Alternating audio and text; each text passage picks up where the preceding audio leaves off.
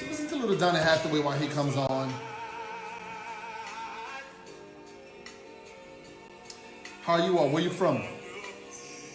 What's up, Jordan?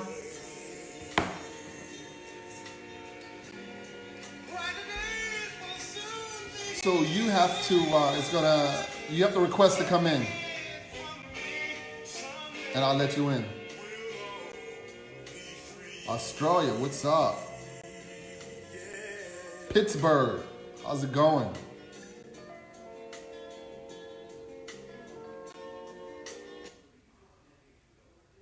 So I'm gonna pause Donny Hathaway.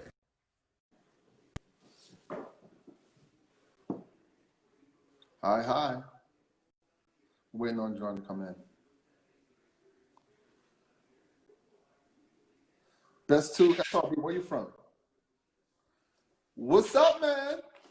Hello, hello. How are you? I'm doing well. Good to see you. It's good to see you as well. Glad to be on. It's a pleasure to have you. Indeed. Okay, so how's your Wi-Fi? Because you're a little blurry. I'm a little blurry. All right. Well, this might be as good as it gets. I live in the middle of nowhere. We'll take it. What's that? So we'll take that. We'll take it. Excellent. All right. So how's your day? My day's been good. I've been just finished up a couple of chef knives in the shop. So that was. Right, cool. It always feels good to finish stuff. It does. It does. Because when you finish stuff, you know what the next thing is, right? Yeah, you get to start something new. Well, that too. You way ahead of me, man. I'm just trying to get paid off the next job. All right, so we're going to start with a couple of questions. This is more than a couple. All right, you ready? Fire away. Do you have an overused phrase or word? Oh. All right is my overused word. Okay. All right. My transition word. What is your least favorite thing to do? Oh, golly. Least favorite thing to do? I don't know if I have a good answer for that one. I guess I'm not a fan of cleaning the house. You too, right? What is your most favorite thing to do? Well, there are a lot of answers to that. This is PG. But since we're, it's what? So this is a PG show. This is a PG, yeah, right, yeah, exactly. All right, well, you keep it PG. I like, I like forging. I'm a real fan of forging. All right. So who's your favorite forger? So one who comes to mind immediately is Peter Braspanex. He just does some really incredible sculpture that's all totally hand forged with traditional methods. Okay, cool. All right. What is the one thing you would change about your spouse or significant other? Well, the one thing I would change is to get one, you know? It'd be nice. Right. Get one you can complain about, right? Right, exactly. What makes you tick? What makes me tick? Learning new things is what makes me tick. I like to be on the up side of the learning curve. That's good. That keeps you ahead of the game. What irks you the most? Chewing with your mouth open. Yeah. That I'm with That's you. a bit facetious, but you know. What sound makes you happiest? What sound makes me happiest? Well, you walk out in the morning around here, and especially in the springtime, and hear all the birds chirping. That's a pretty nice sound. Yes. What sound bothers you the most? Ooh.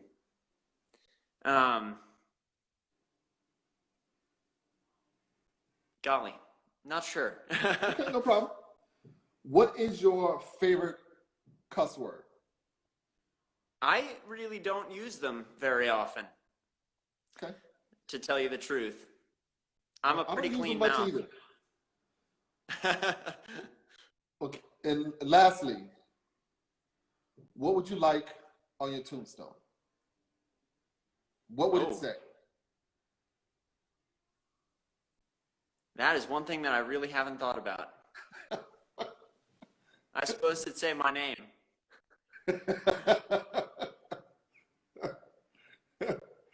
All right. Can you hear me? I can hear you. All right. So now we're going to get into the gist of the conversation.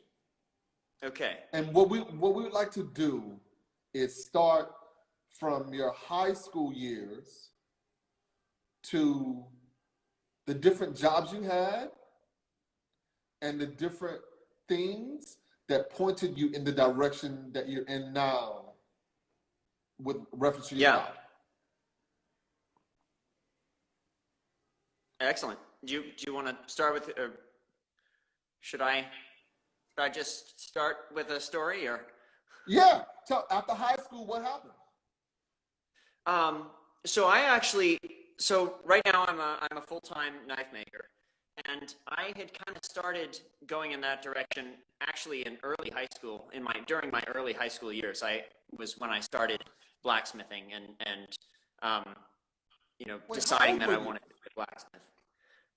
So I was 14 when I took my first blacksmithing workshop. So where'd you take the workshop at? This was at Salem Artworks in Salem, New York. It's about 20 minutes from my house, and it's a little art school. They teach blacksmithing and glass blowing and ceramics and that sort of thing. And I took a 3-day workshop. I had decided already that I wanted to be a blacksmith, but my parents said, "Well, you got to try it out first." So I went and I took a 3-day workshop, and I fell in love instantly with the blacksmithing. So I started cobbling together the tools to make my own shop, and then taught myself from there, pretty much. Wow. At 14, you were starting? I was starting, yeah. Okay. All right. So I was lucky to get on. Yeah. So at what? Okay. So we're in high school now, and freshman year, you're 14, and you're starting a blacksmith. What was the first thing you wanted to make? So I grew up on a little farm. It was just a small family farm. We didn't sell any produce or anything, but we wanted to grow. I wanted to grow as much food as possible. We had a couple of dairy cows. I had a year before gotten a team of oxen, and I wanted to be able to make hardware for the farm and hand tools. I was really fascinated with timber framing. In particular, wanted to be able to make my own timber framing tools, and so the idea of being able to make all of them myself. Hold 1 second. Hold 1 minute, John. So you make timber framing tools like adze and axes? Well, I wanted to initially. I don't very often now, but I really did initially. That was part of why I got into blacksmithing in the first place. They're not sexy, right? Oh, they are. They are plenty sexy. All right, but I fell into knives, and I haven't gotten out of that. Sorry about that. So this is in high school. When did you start making stuff for money? So I started, so for the first 2 years of being a blacksmith, I was really just doing blacksmithing.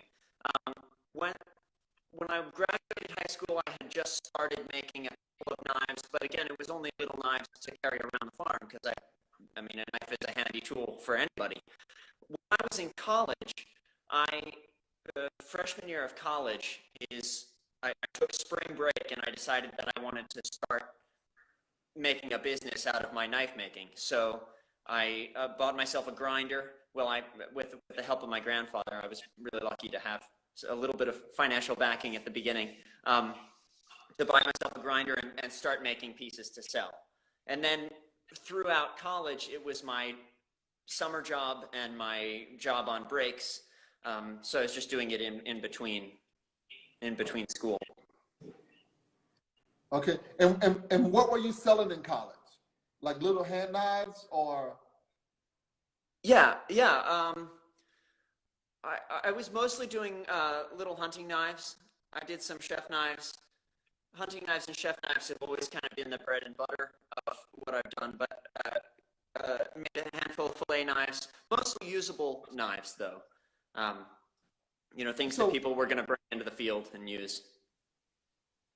Okay, so what were you selling your knives for? How much were they while you were selling in college? The ones I was selling in college typically went between $200 and $500 a piece.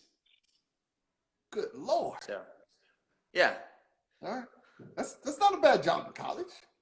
No, it wasn't a bad job in college. So in college, where did you go to college? Was it close to home? Yeah, so I went to Williams College in Williamstown, Massachusetts. It's about an hour and 15 minutes drive from my house, which was nice. It meant not too much traveling. If I needed to get home for one thing or another, I could, but it was far enough away that I had my own spot. Now, did you have a forge?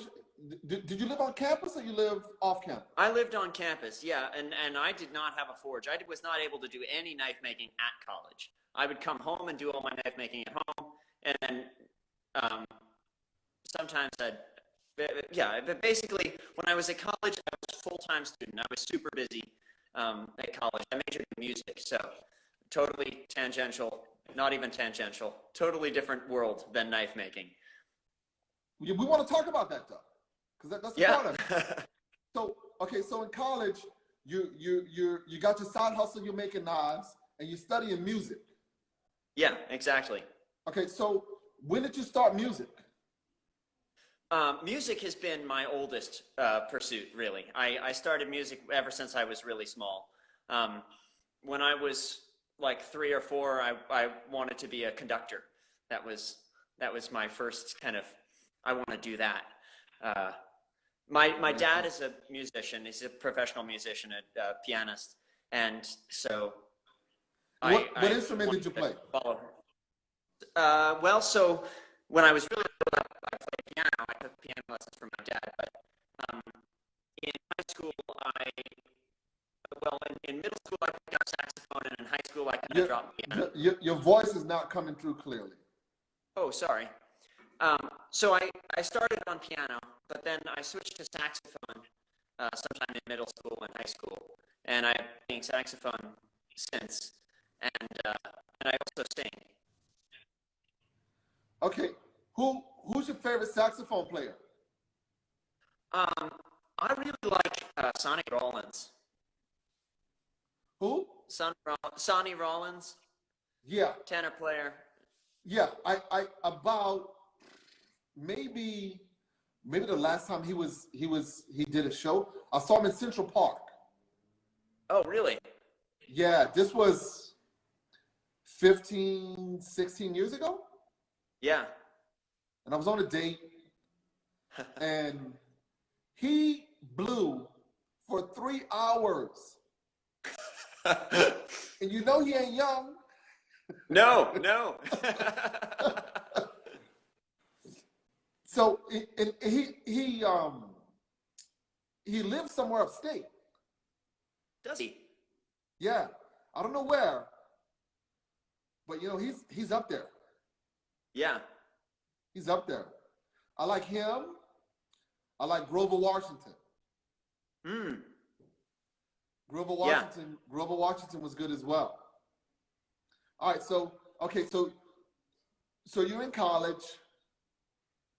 You are studying music, playing the saxophone, and making knives. Yep. And singing in a bunch of choirs too. I did a lot of singing in college. Okay, what were these gospel choirs or just regular church choirs? So these are concert choirs. So nice. So I sang in the concert choir and I sang in the chamber choir. The chamber choir was a smaller choir. We did a lot of early music type stuff. In the concert choir, we did some larger pieces, and a lot of sacred music. Some big requiems and masses and that sort of thing.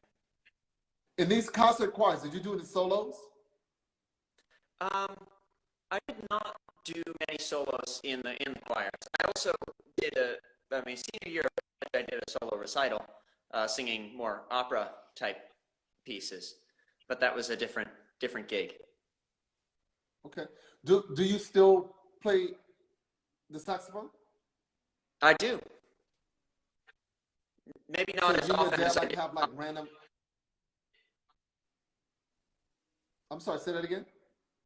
I don't quite play as often as I did in college, but I do still play. Do you and your dad have like random jam sessions? Indeed, we do. Yeah. In fact, just yesterday we recorded a handful of tunes, 4 or 5 different tunes that hopefully I'll be posting on Instagram and Facebook and YouTube sometime soon. Very nice. But it's always fun to play. What kind of music does your dad like? Oh, well, he plays mostly his own music. He does a lot of composing for piano, and he's put out a bunch of records. So that's a lot of what he plays. When we play together, we do a lot of jazz standards. Okay. All right.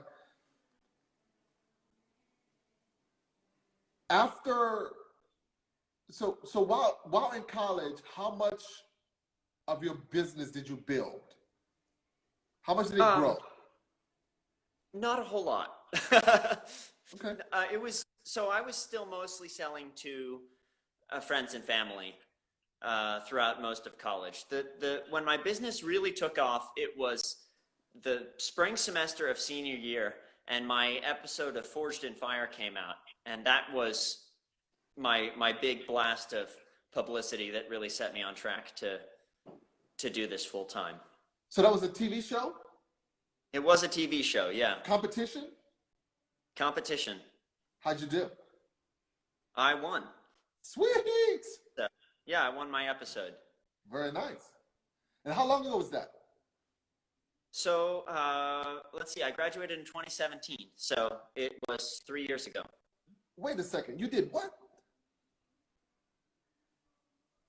I graduated in 2017, yeah, so I went, actually, so during the spring of my senior year, I took a week off of college and went down to film the show, and then it didn't air until smack dab in the middle of final exams. I was super busy, but then also trying to answer emails from people wanting knives.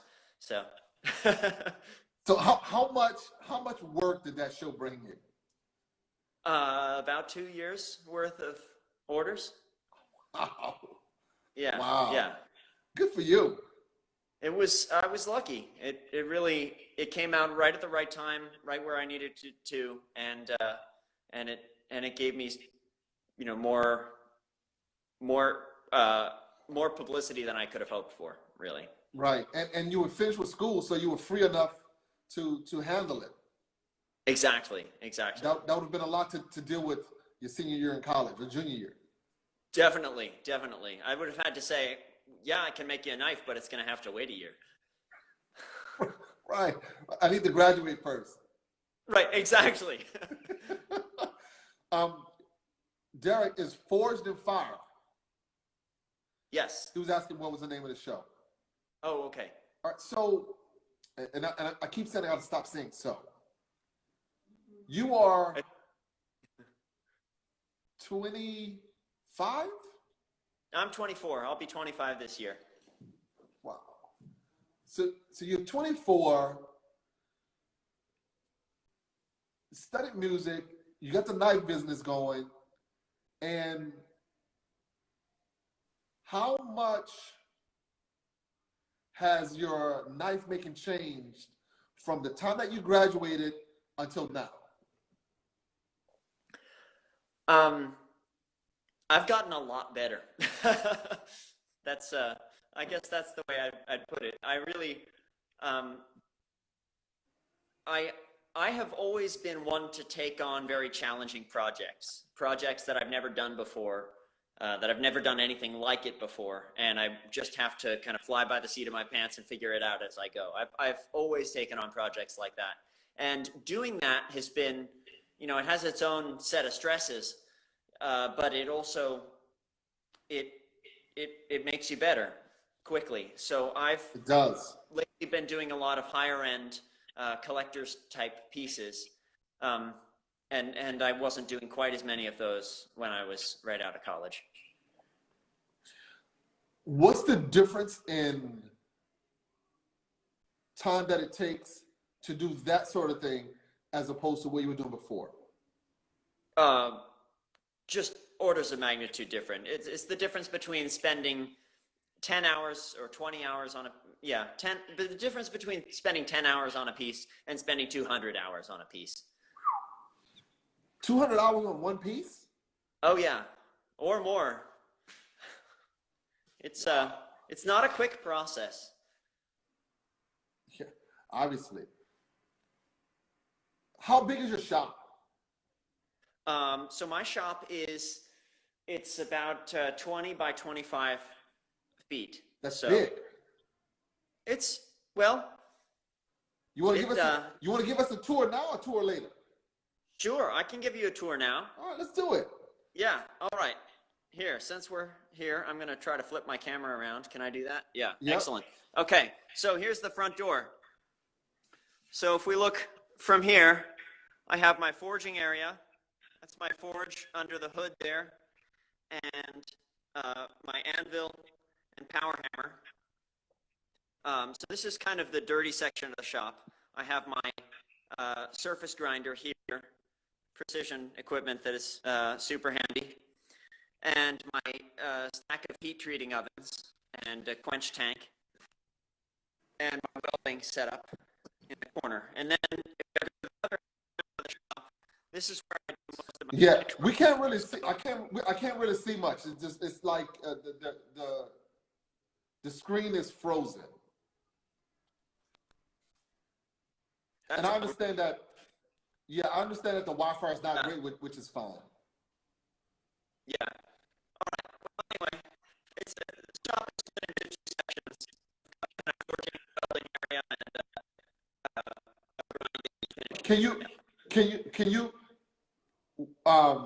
can you go back to where you were in the shop?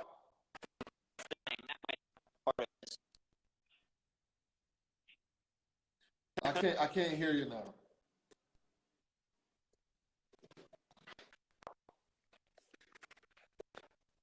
All right. I just hopefully that will solve some issues. Can you hear me? Not really. How about now? A little better now. Is this better? Yeah. Okay. I think I just have better Wi-Fi in this corner of the shop. All right. Okay. We'll work with that. All right. Can you see from here? Can you see my? So I'm pointing to my welding setup right now. No. It's just a table in the corner. Nope. Right. Yeah. It's blurry. Yeah. Well, this is my. Yeah. What? This is my grinding setup here. Right. Um. So what do you use for the handle on your knives? So I typically use a whole bunch of different kinds of wood.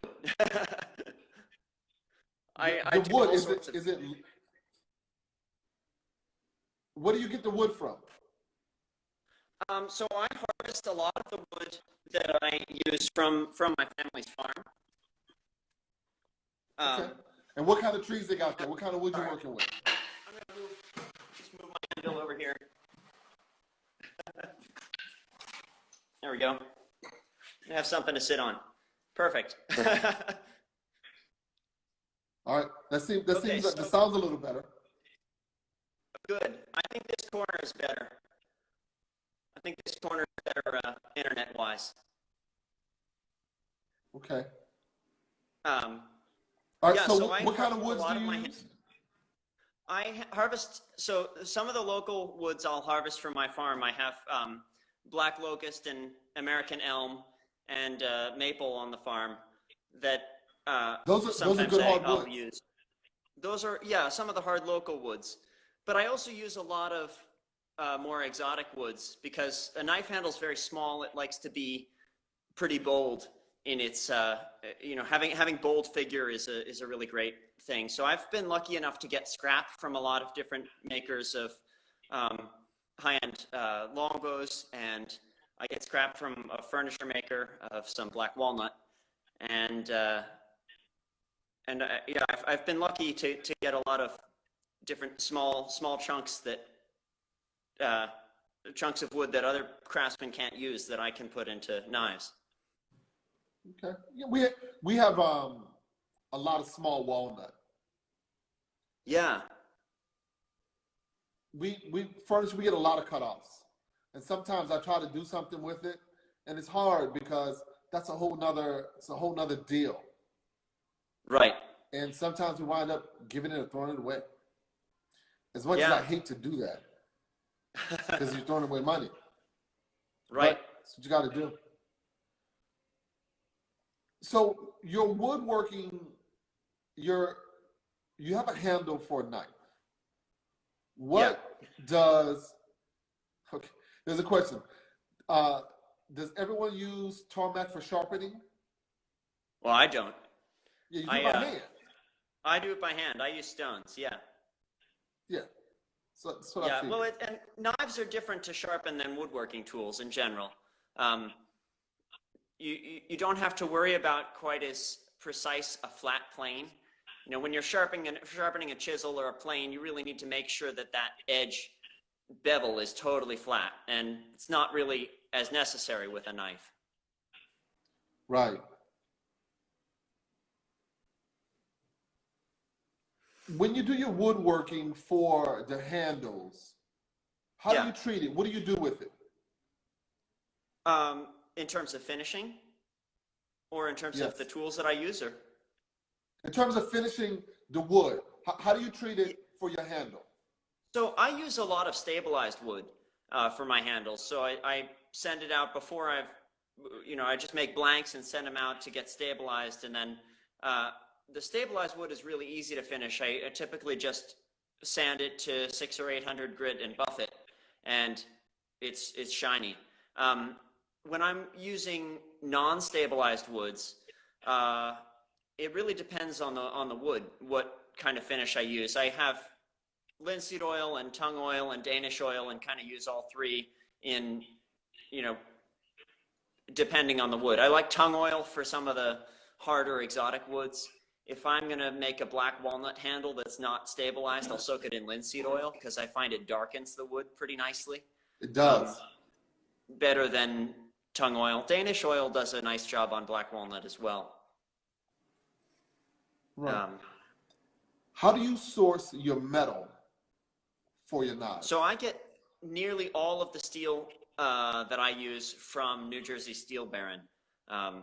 Aldo Bruno has a company based in New Jersey, and he ships steel by FedEx. So in 4-foot bars, that's where I get most of it. 4 foot. Now, what kind of steel is it? Is it regular steel? Hardened steel? Yeah, there are a lot of different alloys available. Well, there are hundreds of different alloys available. I use a handful of different alloys for knife making. They're all high carbon steel, and they're all fairly simple alloys as they go. I don't use stainless steels for my knives, so because it's too hard, right? Well, the stainless steel, it's a little bit more difficult to forge and more difficult to heat treat. It's a little less forgiving. Yeah, it's hard to drill. It's hard to bend. Stainless steel is. I mean, it's good for what it is, but it's not good. It's a hassle to deal with. It is. I agree. I use some stainless steels for fittings, for guards and spacers and that sort of thing. But it's easier to deal with it because I'm dealing with a soft variety of stainless steel that doesn't need to be heat treated. Got it. And is the carbon steel, okay, what's the process? You get it, you cut it to size, you heat it. Yeah, so I get it. I'll cut off a chunk, however much volume I need for the knife, and then I heat it up in the forge, and I pound it to shape with a hammer, essentially. If I'm making Damascus steel, then it's a more involved process. I take two different alloys, one steel that has more nickel in it, and one steel that doesn't have nickel in it, and I'll layer them in succession and manipulate it in various ways to get whatever pattern that I want. And then I'll use that billet of steel as my starting stock, and then I'll cut off a piece and forge the knife out of that.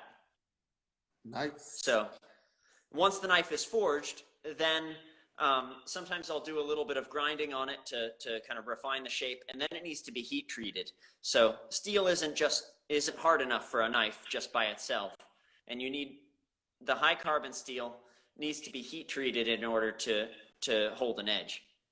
Okay.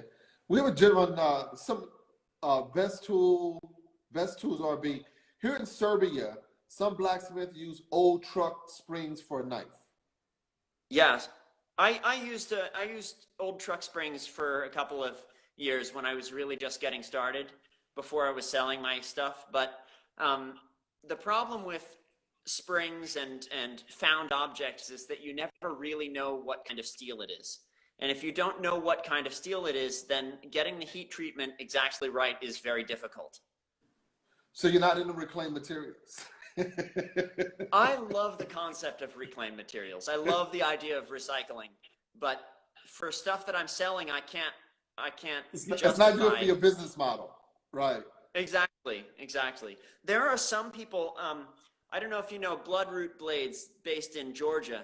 They do some fantastic knives out of reclaimed materials, but the way that they get around is they send all of their material for metallurgical testing. So they take whatever spring they have, send it to a lab, and the lab sends them back all of the results from what they have. But that's expensive. That's more expensive buying your steel. Exactly. Right. Yeah. When you buy, you don't get the backstory, but it's a lot easier and straight to the point. Exactly. So what's an average day for you being a bladesmith knife maker? Oh, well, it really depends on the project that I'm working on. If I'm working on one of the high-end collector's pieces, an average day in my shop might just be filing the same tiny little bit. If I'm working on a chef knife, for Under instance, magnification. yeah.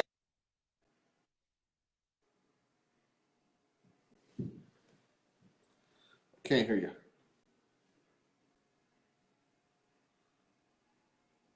Can I hear you?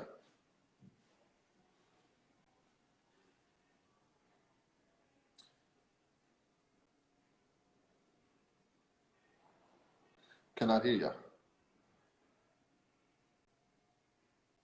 So I don't know if you moved or not, but I cannot. I can see you now. Still cannot hear you. Can you hear me?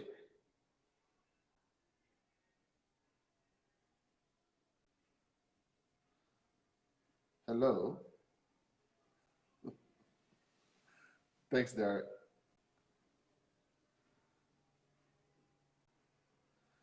Derek, can you hear him? I know Best Tools. This is actually pretty good. I can't hear you, brother. Your screen's frozen. I got that little circle winding up on the screen.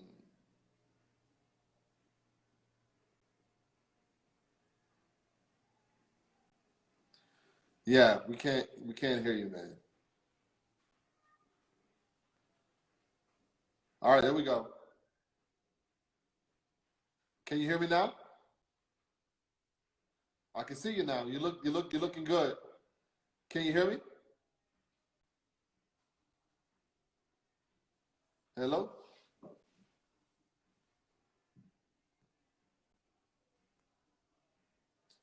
Hello?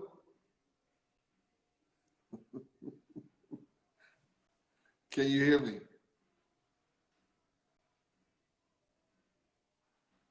Hello? All right, look, let's get off and get back on. Can you hear me now? All right, so we're gonna get off and get back on. Uh-oh, I can hear you. I'm so sorry about that. You see me? It's all good. I can see you now. All right. All right. Okay, so we were talking about you, was it the Damascus steel and joining two pieces of steel under magnifying glass and Yes. working on it for hours? Yes. Oh, so those two different things. The Damascus steel happens in the forging, but sometimes I'm working on a little part. I do a lot of sculpting and file work in some of my pieces, and then it just takes a lot of filing to get exactly the right shapes that I want. Okay. What's the biggest knife you've made? Well, not exactly a knife, but I've made a handful of swords. So the longest sword that I made was a talwar, which is an Indian saber that I made last August. I finished it last August. So the swords you make, are they for decoration or are they for combat? Yes. Well, they're for decoration. No, people aren't using swords in combat. But when I make a sword, I try to be How do you know that? Well, I suppose I can't know for sure, can I? I'm just messing with you, man. All right, so I do try to make all of my swords so that they would hold up to combat if they were used for that purpose. I try to make them as faithfully to the original design as I possibly can. I do a lot of research before undertaking a project like that. And how much does one of those swords weigh? Well, the talwar is fairly light. I think this one was, well, it was heavy for a talwar and it weighed just under 3 pounds. Okay, all right. So you can get some serious traction with that. Yes, yeah, for sure. All right. But a sword shouldn't feel heavy. Right. Really. Right. It should feel light so that you can swing it quickly. Okay, I need you to, I'm going to ask you a question. I need you to be 100% honest with me. All right. When you make a sword, right? Do you put on your dad's music? Do you jump in the mirror and are you like swinging it, practicing?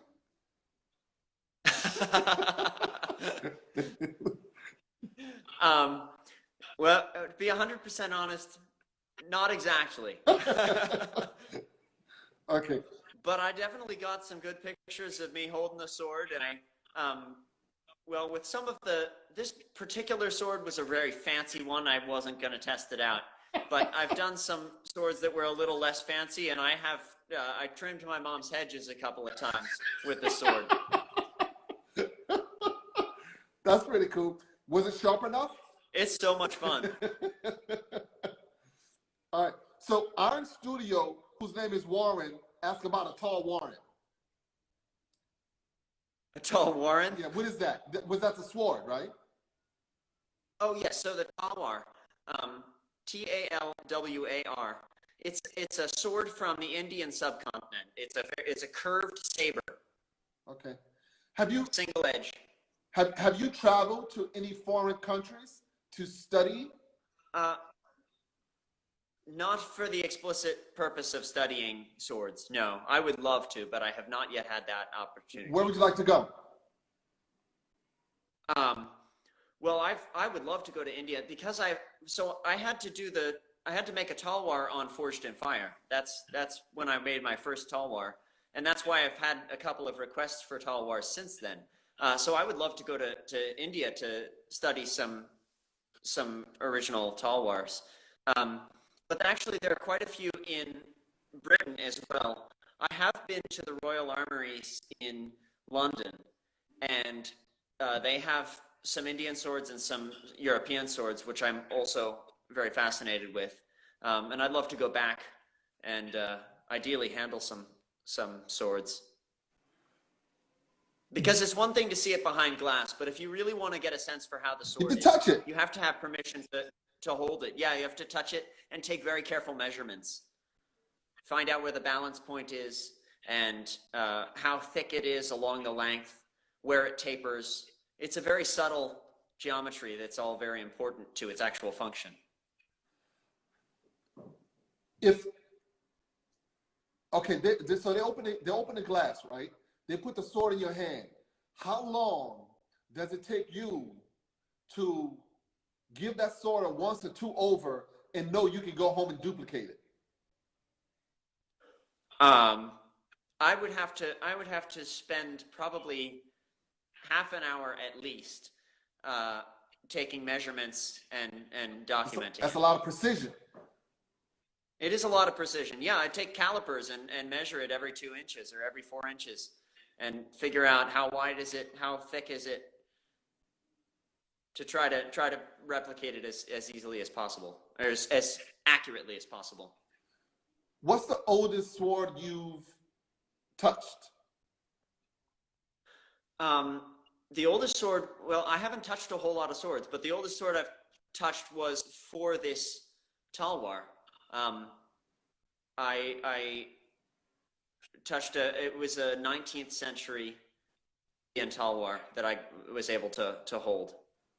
Now, I guess for me watching too much TV, why do I think you were going to say Japan? That's a good question. Well, Japan has a very well-known history of sword making, and it's been really an unbroken history. As in, the smiths who are operating in Japan right now can trace their lineage, as it were, master to apprentice, back hundreds of years, and so they have a very well established tradition of sword making, and I find it fascinating. However, I haven't really dipped my toe into the area of sword making yet. Okay, so what? And you may or may not know this.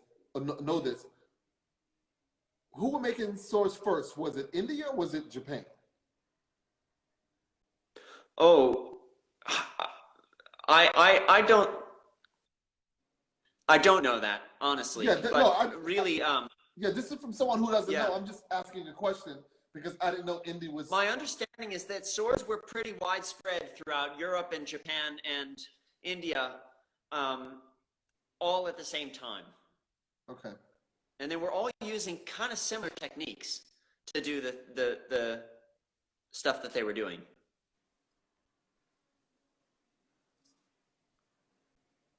Where does most of your inquiries come from? Now. Where geographically, or what do you mean? Is it through your website? Is it through Instagram? Is it through word of mouth? Is it through a sign in your yard? What does your traffic come from? I get most of my traffic. I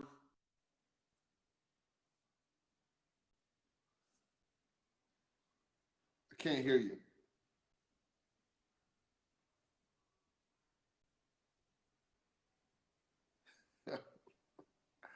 I can't hear you, man.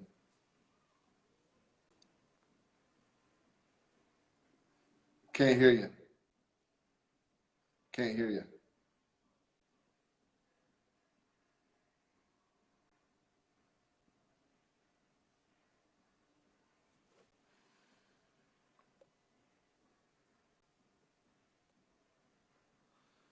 Can't hear you. Yeah, it was very good. Can't hear you. So we're going to get off and get back on. One more time.